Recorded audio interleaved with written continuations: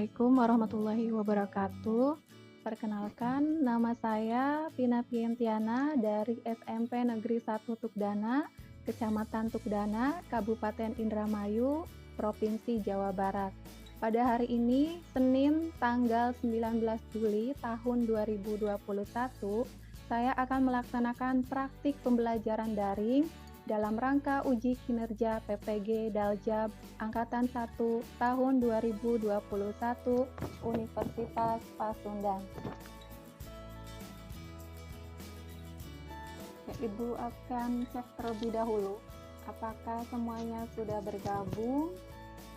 Ya, baik, semuanya sudah bergabung. Silakan kalian cari tempat yang nyaman, sinyalnya yang terjangkau, yang mendukung, dan jangan lupa siapkan juga alat tulis kalian. Kita mulai pembelajarannya. Assalamualaikum warahmatullahi wabarakatuh. Waalaikumsalam warahmatullahi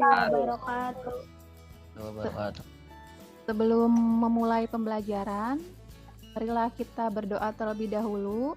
Silakan ketua kelas untuk memimpin doa.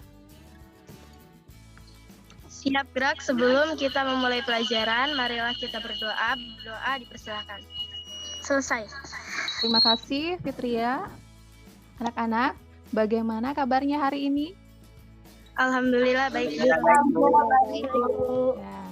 alhamdulillah ya, kalian semua dalam keadaan baik. Semoga kita semua selalu dalam keadaan sehat dan baik. Bagaimanakah? Masih tetap semangat belajarnya? Semangat, Bu. Ya, harus semangat ya.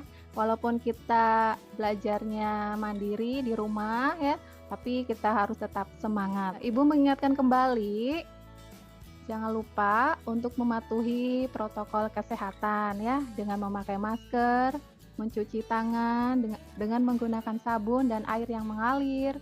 Yang ketiganya, menjaga jarak. Ibu akan membagikan link daftar hadir ya, yang Ibu bagikan di grup WA. Silakan kalian cek WA-nya, kemudian link daftar hadirnya diisi. Kita akan mempelajari tentang peluang, yaitu peluang teoretik. Kompetensi dasarnya 3.11, menjelaskan peluang empirik dan teoretik suatu kejadian dari suatu percobaan. 4.11, menyelesaikan masalah yang berkaitan dengan peluang empirik dan teoretik suatu kejadian dari suatu percobaan. Nah, untuk tujuan pembelajaran hari ini, yang pertama, setelah menyimak tayangan PowerPoint dan berdiskusi, kemudian mengerjakan LKPD dan mempresentasikan hasilnya, diharapkan kalian dapat menjelaskan ruang sampel dan titik sampel dengan kritis dan kreatif. Yang kedua, setelah menyimak tayangan PowerPoint dan berdiskusi, kemudian mengerjakan LKPD dan mempresentasikan hasilnya, diharapkan kalian dapat menentukan peluang teoretik suatu kejadian dengan kritis dan kreatif. Yang ketiganya, setelah menyimak tayangan PowerPoint dan berdiskusi, kemudian mengerjakan LKPD dan mempresentasikan hasilnya, diharapkan kalian dapat menyelesaikan masalah yang berkaitan dengan peluang teoretik suatu kejadian dari suatu percobaan dengan kritis dan kreatif. Nah, itu tujuan pembelajaran kita hari ini ya. Nah, kegiatan yang akan kita lakukan yaitu yang pertama, tuh nanti kalian mengamati tayangan slide atau PowerPoint yang disajikan oleh Ibu ya. Yang kedua, nanti kalian akan diberikan LKPD untuk diamati dan didiskusikan bersama kelompok masing-masing. Yang ketiganya, nanti kalian memecahkan masalah LKPD yang Ibu telah bagikan ya. Yang keempat, beberapa siswa nanti ada perwakilannya untuk menyajikan hasil diskusi dan siswa lainnya menanggapi. Nah, itu kegiatan yang akan kita lakukan hari ini. Selanjutnya, aspek penilaiannya itu ada 3. Yang pertama, penilaian pengetahuan. Nanti siswa itu akan dinilai pengetahuannya melalui evaluasi yang akan diberikan guru lewat link dan akan dikerjakan secara mandiri. Yang keduanya, penilaian keterampilan. Siswa akan dinilai keterampilannya dalam memecahkan permasalahan yang disajikan dalam LKPD. Yang ketiga, penilaian sikap. Siswa akan dinilai sikapnya dalam proses pembelajaran meliputi sikap disiplin, tanggung jawab, dan kerjasama menyelesaikan tugas yang diberikan. Nah, itu aspek penilaian. Manfaat kita mempelajari peluang dalam kehidupan sehari-hari. Nah, coba perhatikan gambar. Di sini ada sebuah toko ya, sembako. Nah, di sini tentang penambahan stok barang. Nah, pemilik toko itu akan menghitung peluang barang apa yang laku di pasaran. Kalau barang itu laku di pasaran, maka stok barangnya itu akan diperbanyak oleh penjual.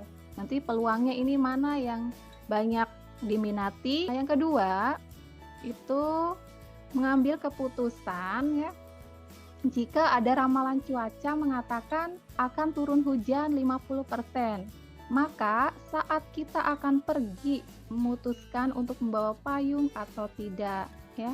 Jadi kalau ada ramalan cuaca akan turun hujan 50%, sebaiknya nanti kita membawa payung atau tidak. Ibu ingatkan lagi materi yang kemarin telah kalian pelajari. Pada pelemparan sebuah uang logam, tentukanlah ruang sampel dan titik sampelnya. Coba, siapa yang masih ingat materi ini? Saya, Bu. Oh ya, boleh. Silakan, Melinda Sari. Ruang sampel adalah angka dan gambar. Sedangkan titik sampel adalah yang kemungkinan muncul, yaitu antara angka dan gambar. Bagus ya, Melinda Sari. Ada pelemparan sebuah dadu. Tentukanlah ruang sampel dan titik sampelnya. Coba, siapa yang masih ingat materi ini? Sampelnya itu ada 6, Bu. Titik sampelnya itu kemungkinan bisa 1, 2, 3, 4, 5, atau 6 juga. Tapi salah satunya. Bagus ya, Fitria. Nah, selanjutnya Ibu akan menyajikan masalah ya. Nanti silakan kalian cermati masalah pada PowerPoint. Robi melakukan pengundian dengan menggelindingkan 1 dadu dan 1 koin logam ya. Tentukan peluang muncul mata dadu 1 dan mata koin angka dalam pengundian tersebut. Coba ada yang bisa untuk menjelaskan? Bu, Al-Hadi. Oh iya, boleh. Silakan Al-Hadi. Untuk dadunya 1, 2, 3, 4, 5, dan 6. Untuk koin ada 2, yaitu angka dan gambar. Ya. NA-nya adalah 1 dan NS-nya adalah 12. NA per NS. Ya. Jadi NA-nya adalah 1 dan NS-nya adalah 12. Ya. Jadi Bagus. 1 per 12. Bagus ya, Al-Hadi. Jadi banyak titik sampelnya. Kata Al-Hadi itu ada 1, yaitu A,1 ini ya. Jadi titik sampelnya ada 1. Terus banyak anggota ruang sampelnya ada 12. Ini yang tabel, di dalam tabel yang berwarna putih ya, ini ada 12. Nah, rumus peluangnya yaitu NA per NS. NA-nya itu 1 titik sampelnya, NS-nya itu ruang sampelnya 12. Jadi 1 per 12 ya. Fitria melakukan pengundian dengan menggelindingkan 2 dadu. Tentukan peluang teoretik muncul mata dadu kembar dalam pengundian tersebut. Nah, silakan. Siapa yang mau menjelaskan bagaimana penyelesaiannya? Titik sampelnya itu ada 6. Untuk mencari peluang teoritik, kita menggunakan rumus NA dan NS. NA-nya yaitu 6 dan NS-nya itu 36. Jadi 6/36. Atau bisa disederhanakan menjadi 1/6.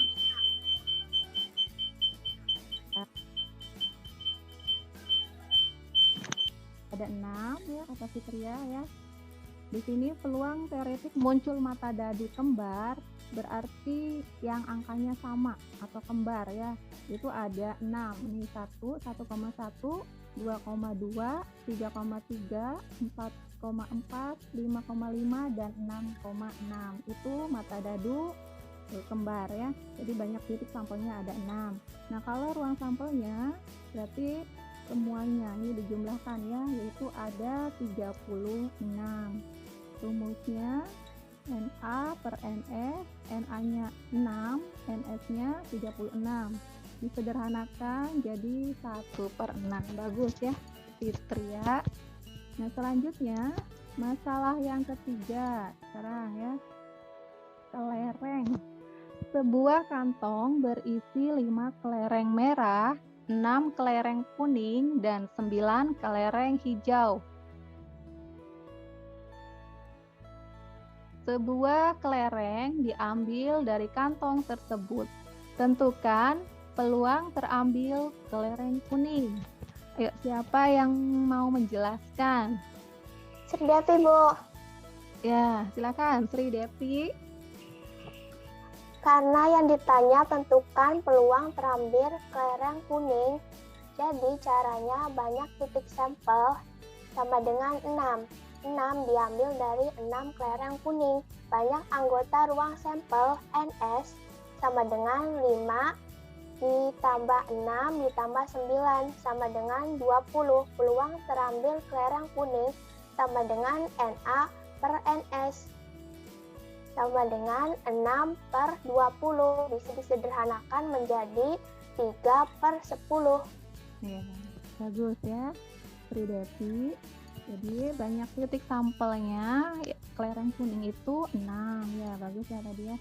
Terus banyak ruang sampelnya, itu tinggal dijumlahkan saja, 5 tambah 6 tambah 9 yaitu 20. Nah, rumusnya sama, peluang terambil kelereng kuning itu Na per NS, Na-nya yaitu titik sampel yaitu 6, NS-nya 20. Jadi 6/20 ini bisa disederhanakan jadi 3/10 ya. Bagus ya. Jadi ruang sampel atau disimbolkan dengan S itu adalah himpunan semua kejadian yang mungkin diperoleh dari suatu data atau percobaan. Nah, titik sampel itu adalah semua anggota dari ruang sampel. Pengertian peluang teoretik adalah nilai perbandingan antara banyak kejadian yang diharapkan dengan semua kemungkinan yang akan terjadi. Nah, rumusnya untuk mencari peluang teoretik yaitu PA sama dengan Na per NS.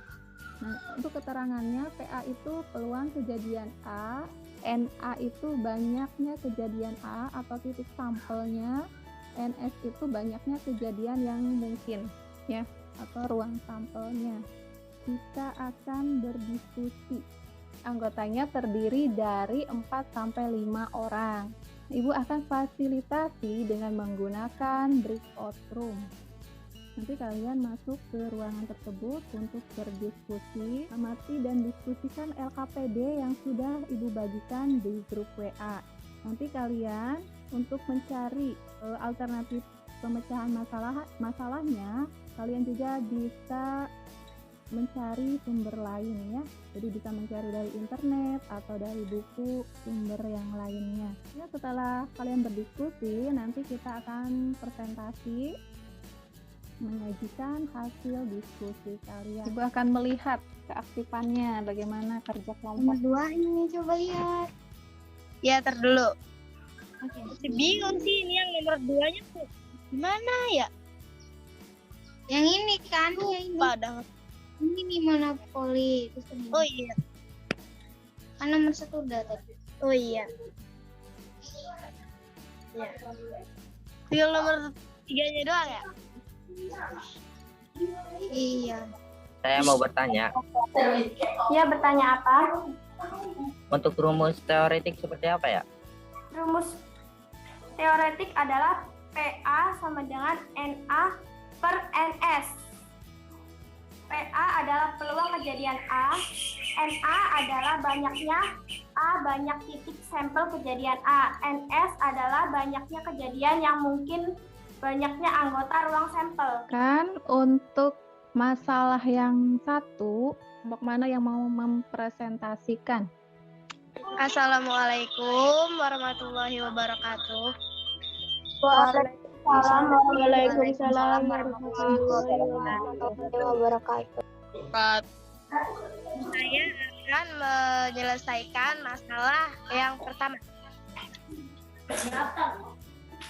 Tuliskan kejadian apa saja yang muncul dalam permainan Sweet Jepang di atas. Diskusikan dengan teman dan tentukan peluang pada setiap kejadian yang muncul. A. Banyak pemain A menang dari pemain B. Disebut titik sampel. Banyak titik sampel A adalah 3 atau dapat ditulis NA sama dengan 3. Peluang pemain A menang dari pemain B adalah P sama dengan NA per NS sama dengan 3/9 atau bisa disederhanakan menjadi 1/3. B. Banyak pemain A seri dengan pemain B. Disebut titik sampel. Banyak titik sampel A adalah 3 atau dapat ditulis NA sama dengan 3. Peluang pemain A seri dengan pemain B adalah P sama dengan NA per NS sama dengan 3/9 atau sama dengan 1/3. C. Pemain A kalah dari pemain B. Disebut titik sampel. Banyak titik sampel A adalah 3 atau dapat ditulis NA sama dengan 3. Peluang pemain A kalah dari pemain B adalah P sama dengan NA per NS sama dengan 3/9 atau 1/3. Terima kasih. Apa ada yang mau ditanyakan? Saya Fitria. Ya, silakan. Saya kurang memahami yang permasalahan yang C. Banyak pemain A kalah dari pemain B. Pemain A kalah dari pemain B. Titik sampel. Kita lihat di sini titik sampelnya. Pemain A kalah dari pemain B yaitu ada 3 atau 3 kali kalah. Yaitu titik sampel dan banyak ruang sampelnya itu ada 9. Jadi rumus peluangnya yaitu P sama dengan NA per NS atau sama dengan titik sampel per ruang sampel yaitu 3/9 atau dapat disederhanakan menjadi 1/3. Apa sudah jelas? Sudah jelas. Terima kasih Fitria. Ya, sekian dari saya. Wassalamualaikum warahmatullahi wabarakatuh. Waalaikumsalam warahmatullahi wabarakatuh. Ya, terima kasih Fitria. Ya, untuk masalah yang kedua, silakan kelompok berapa? Ada siapa yang mau mempresentasikan? Saya, Bu. Ya, silakan Tri Devi. Assalamualaikum warahmatullahi wabarakatuh. Waalaikumsalam. Warahmatullahi wabarakatuh. Saya akan menjelaskan permasalahan yang kedua. Lengkapi tabel berikut ini. Karena saya sudah melengkapi tabelnya, jadi saya lanjut ke soalnya. Setelah kalian melengkapi tabel tersebut, tentukan A. Peluang munculnya mata dadu yang berjumlah 9. B. Peluang munculnya mata dadu yang berjumlah 11. Dari tabel monopoli, kemungkinan hasil yang terjadi disebut ruang sampel. Banyak anggota ruang sampel S adalah 36 atau dapat ditulis NS sama dengan 36. Saya akan menjelaskan yang A dulu. A. Mata dadu berjumlah 9 disebut titik sampel. Banyak titik sampel A adalah 4 atau dapat ditulis NA sama dengan 4. Peluang munculnya mata dadu yang berjumlah 9 adalah caranya P sama dengan NA per NS sama dengan 4/36. NA atau banyak titik sampel A ada 4, yaitu 6,3, 5,4, 4,5, dan 3,6. 6,3 atau 6 ditambah 3 hasilnya 9, 5,4 atau 5 ditambah 4 hasilnya 9, 4,5 atau 4 ditambah 5 hasilnya 9, dan 3,6 atau 3 ditambah 6 hasilnya 9. NS. NS atau banyak anggota ruang sampel S ada 36. Jadi NA per NS sama dengan 4/36 bisa disederhanakan menjadi 1/9. B. Mata dadu berjumlah 11 disebut titik sampel. Banyak titik sampel B adalah 2 atau dapat ditulis NB sama dengan 2. Peluang munculnya mata dadu yang berjumlah 11 adalah caranya P sama dengan NB per NS sama dengan 2/36. NB atau banyak titik sampel B ada 2, yaitu 6,5 dan 5,6. 6,5 atau 6 ditambah 5 hasilnya 11, dan 5,6 atau 5 ditambah 6 hasilnya 11. NS atau banyak anggota ruang sampel S ada 36, jadi NB per NS sama dengan 2/36. 2/36 bisa disederhanakan menjadi 1/18. Baik, sekian dari saya. Wassalamualaikum warahmatullahi wabarakatuh.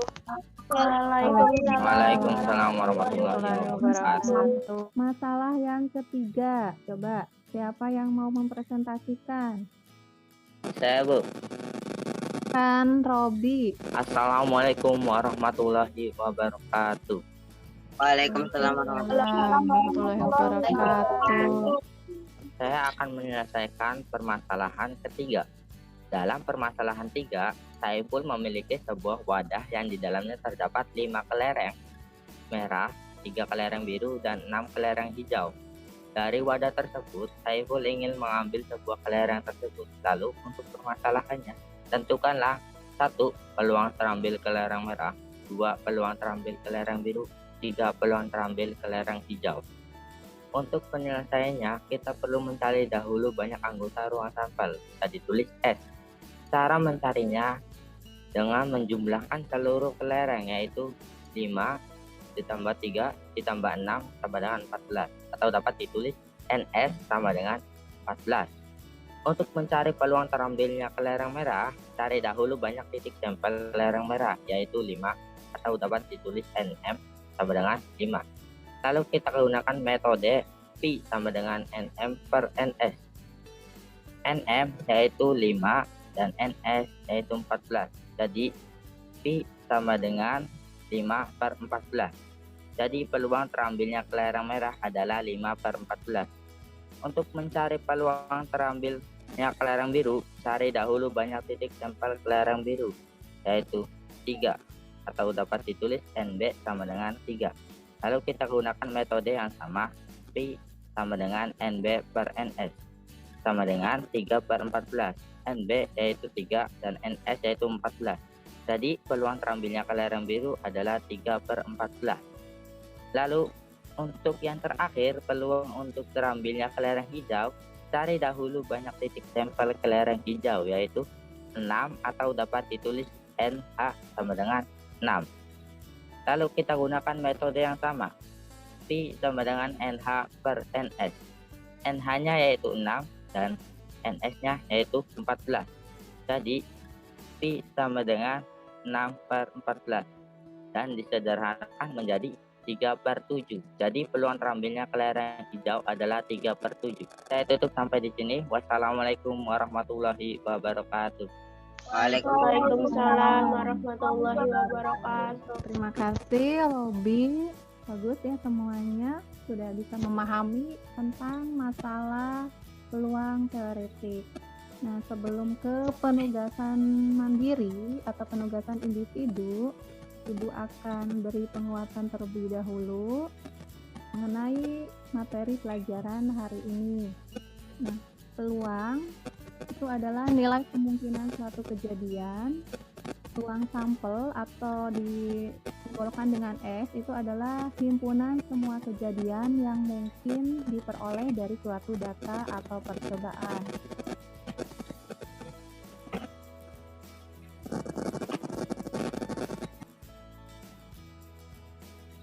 Nah, titik sampel adalah semua anggota dari ruang sampel. Nah, kalau kejadian itu adalah himpunan bagian dari ruang sampel yang merupakan peristiwa yang sudah terjadi. Kalau peluang teoretik itu pengertiannya nilai perbandingan antara banyak kejadian yang diharapkan dengan semua kemungkinan yang akan terjadi. Nah, dalam praktiknya, istilah peluang teoretik itu biasanya cukup ditulis dengan peluang, ya, tulisan peluang saja. Tidak ditulis dengan peluang teoretik. Ada juga yang ditulis dengan peluang teoretik. Nah, untuk rumusnya yaitu PA sama dengan NA per NS. PA itu peluang kejadian A, NA itu banyaknya kejadian A atau banyak titik sampel kejadian A, NS itu banyaknya kejadian yang mungkin atau banyaknya anggota ruang sampel. Nah, langkah-langkah menentukan peluang teoretik itu yang pertama menentukan banyaknya ruang sampel suatu kejadian atau dinotasikan dengan NS. Yang kedua, menentukan banyaknya titik sampel suatu kejadian, misalnya kejadiannya A, maka dinotasikan dengan NA. Yang ketiga, menghitung peluang teoretik dengan menggunakan rumus. Misal peluang terhadap kejadian A, maka dinotasikan dengan PA. Silakan kalian lihat di grup WA ya. Ibu sudah membagikan link soal penugasan individu. Silakan kalian kerjakan semuanya. Sudah Bu Fitria. Sudah, Bu. Sudah ya semuanya ya. Kalau sudah selesai, kita saatnya untuk refleksi. Nanti Ibu akan kirimkan ke grup WA. Ya, silakan kalian kerjakan. Sekarang waktunya untuk membuat kesimpulan. Ya, silakan. Siapa yang mau menyimpulkan dari materi yang telah kalian pelajari hari ini? Saya, Bu.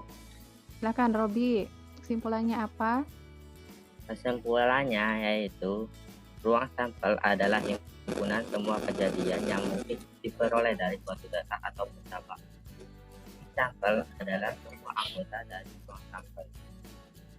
Kejadian adalah himpunan dari bagian ruang sampel yang merupakan peristiwa yang sudah terjadi.